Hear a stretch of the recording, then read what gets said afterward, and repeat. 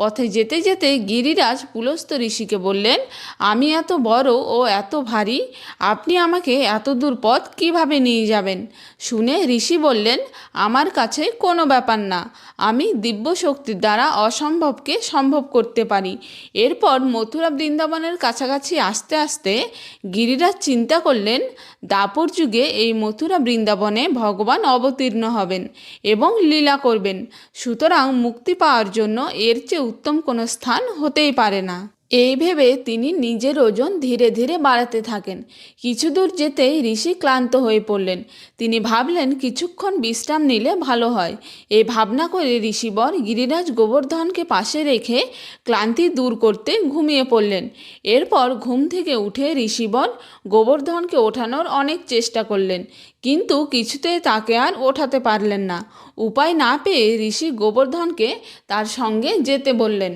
শুনে গিরিরাজ ঋষিকে পূর্বের শর্ত মনে করিয়ে বললেন, আমি আপনাকে আগেই বলেছিলাম, প্রথমে আমাকে যেখানে রাখবেন আমি সেখানেই থেকে যাব।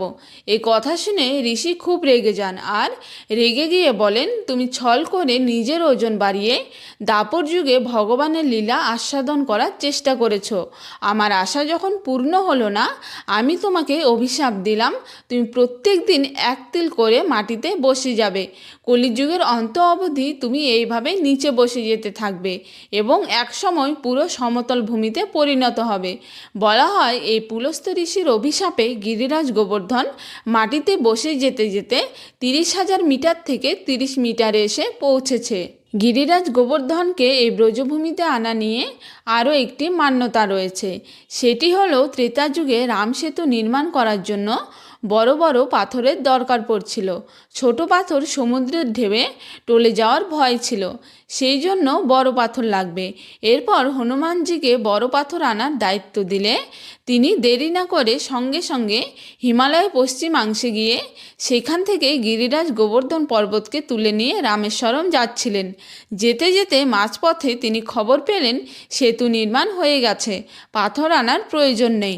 তখন হনুমানজি ব্রজভূমির এই স্থানে গিরিরাজ গোবর্ধনকে রেখে চলে যান।